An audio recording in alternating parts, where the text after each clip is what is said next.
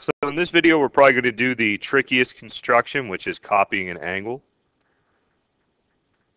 So step one is we make a line that is not on the angle. This is going to serve as one of our sides of the angle. So I'm just going to draw it over here. I'm just going to draw on one side. So step two, we make an arc through both sides of the original angle. So I get the compass out, and I'm going to place it on the vertex. So I'm going to place it on point A. Let's do our best to center this.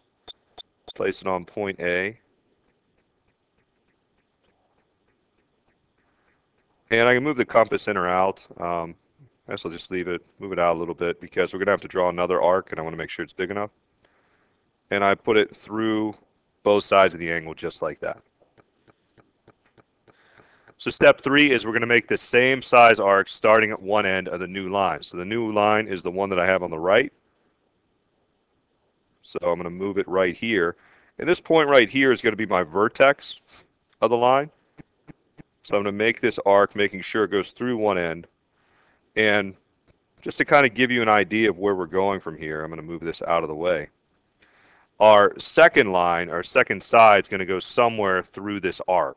So I want to make sure that it's long enough that the arc will go there. So that's not part of our construction, but that's going to be like our last step.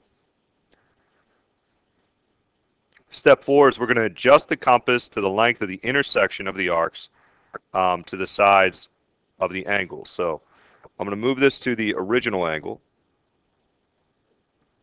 I'm going to put it right where the one intersection is.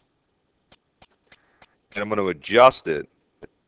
So I have to move it in this case to where it's going to touch. So I like to draw a little arc just to make sure that it goes through there. And looking at that, it looks like it's a little bit too short. So let's erase that line right there. Let's get the compass back out. And I want to make sure it's just as good as I can make it. If I moved it in a little bit, that looks a little bit better. So this is really the only time when you copy an angle, whenever you move the compass in or out.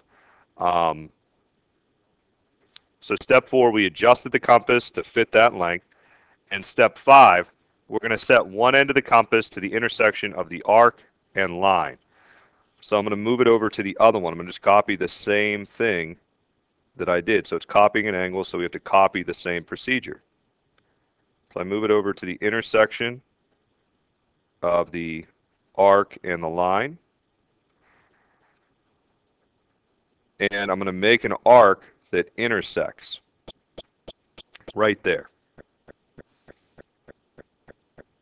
So step six, we're going to connect one end of the line to the intersection of the arcs. So I didn't write this out, but what I'm going to do is let me use a green dot. And again, I have to turn off my compass if I'm going to draw with the green. There we go. So here's the point that I'm going to connect right there. It's kind of small. And I'm going to connect this line. Like I said, this is our vertex. It's going to go through that intersection. And that's it. We've copied an angle. So angle A, if I can make up a letter, let's say I call it angle B. So I have angle A is congruent to angle B. So we've copied an angle. We've constructed congruent angles.